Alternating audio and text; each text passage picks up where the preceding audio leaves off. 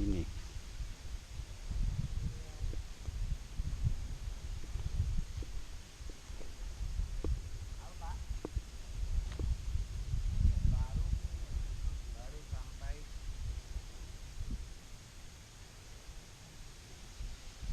Itu ada larangan memukul batu, maksudnya Ya, gimana? pakai batu jangan gitu. Oh, jangan Kalau pakai batu, pakai boleh. tangan.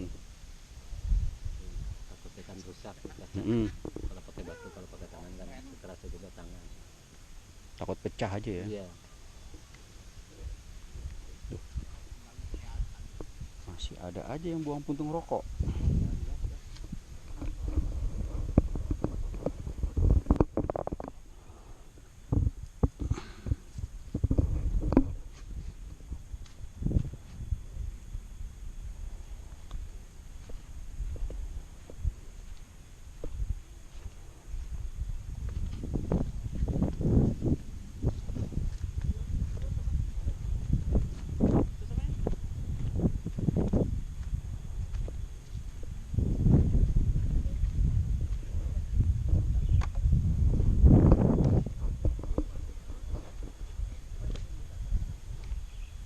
Selamat siang Pak.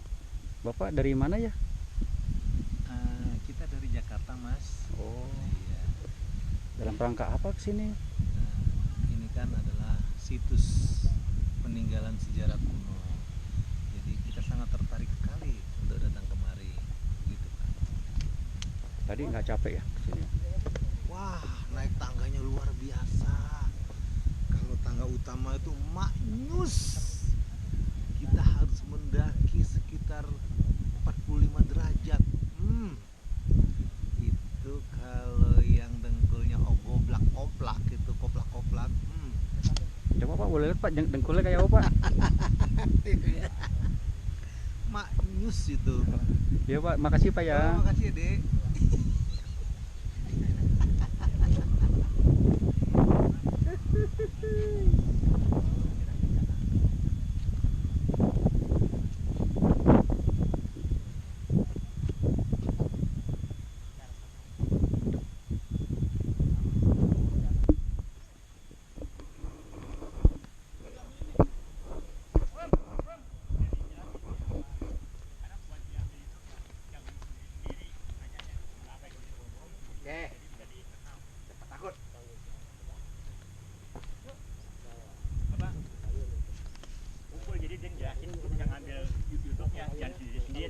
Susah ngambilnya pakai. Jadi mau diambil apa?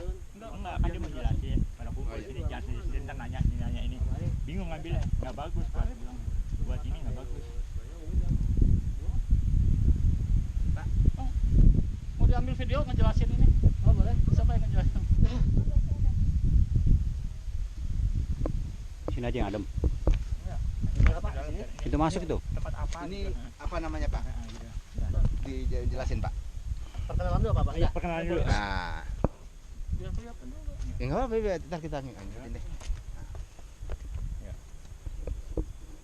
Ganteng kok. Ya, tenang aja, ya. Pak. Oke Pak. Ya. Baik. Assalamualaikum warahmatullahi wabarakatuh. Waalaikumsalam. Pertama-tama saya ucapkan banyak terima kasih kepada rombongan, kepada tim yang sengaja untuk berkunjung ke situs Cagar Budaya Gunung Padang. Sebelumnya perkenalkan, saya dengan Pak Nanang. Tugas saya sebagai koordinator juru pelihara atau merangkap, bukan merangkap ya. Tugas dari pemerintah saya Polsus Pak, Polisi Khusus Cagar Budaya. Jadi saya tugasnya monitoring, memantau pengawasan terhadap situs cagar budaya, termasuk artefak atau batu-batu yang ada di Gunung Padang. Termasuk juga sifat atau etika perilaku pengunjung, yang misalkan pengunjung itu ada indikasi merubah, menggeser, vandalisme, merusak, termasuk norma etika di sini saya tegur, saya sarankan, karena takut mengganggu dan merusak terhadap benda cagar budaya, termasuk kebudayaan yang ada di situs cagar budaya Gunung Padang ini. Nah baik, untuk menghemat waktu, Bapak-bapak dan Ibu hadirin sekalian, kami sebagai koordinator juru pelihara akan menyampaikan informasi tentang situs cagar budaya Gunung Padang. Nah, mungkin selama ini kadang-kadang kontroversi di media, di medsos, karena cari info dari media, di copy lagi, akhirnya salah atau ngawur ya. seperti itu. Yang awalnya sumbernya A, kenapa jadi B? Nah, itu salah satu yang ngawur, yang salah. Salah satunya Pak. Kenapa? Salah satunya. Ya contohnya salah satunya gini. Awam bertanya tentang Gunung Padang, ada media. Nah, diunggah di YouTube misalkan. Nah, sementara ada orang yang belum tahu Gunung Padang, wah kita cari informasi dari YouTube. Nah, informasi dari saya itu udah dilebihi, Pak. Dilebihi. Ya otomatis berubah. Nah, dikopilah sama si yang buka YouTube itu, diinformasikan lagi ke yang lain, ke publik atau ke media yang lain. Tambah lagi, udah berubah, tambah ngaco seperti Yang itu. berubah Pak. itu apa contohnya? Contohnya gini, bahwa ini bicara mitos.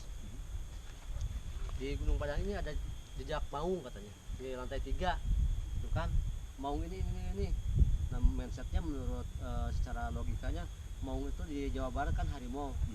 Nah, mohon maaf, maung itu bukan harimau. Nah, walaupun di Jawa Barat, di Sunda maung itu harimau, maung itu macan. Tapi yang namanya situs sejarah itu kita menggunakan ilmu-ilmu filsafat, Pak, ilmu-ilmu kearifan lokal.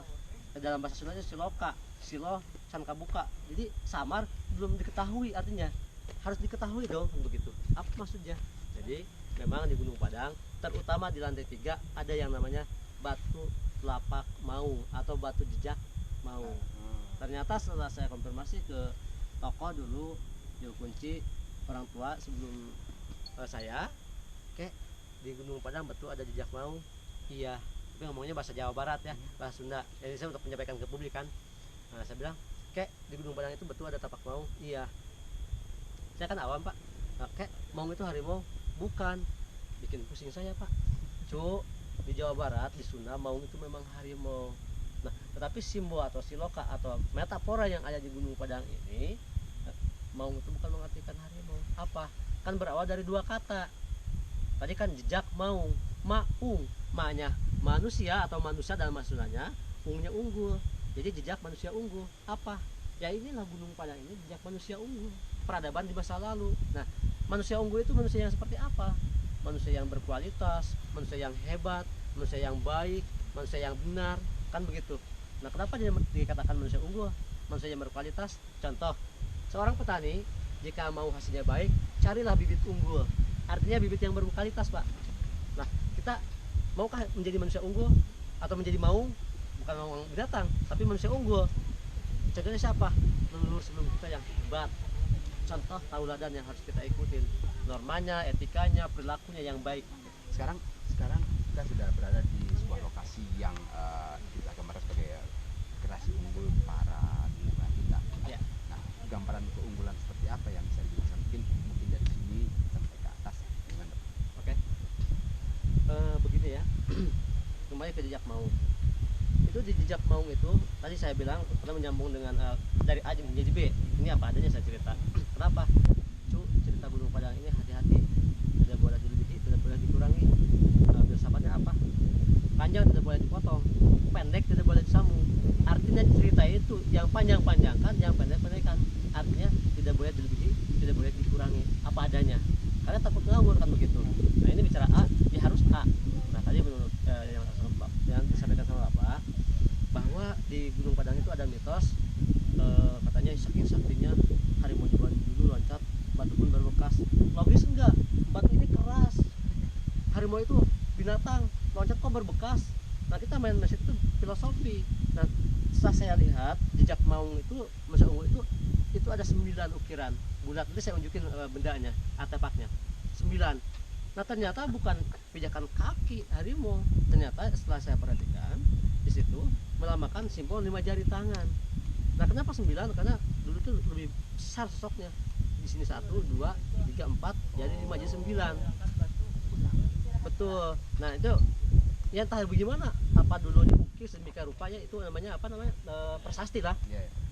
Karena ini prasejarah, belum ditemukan tulisan Sanskerta, Palawa, ornamen, nggak ada.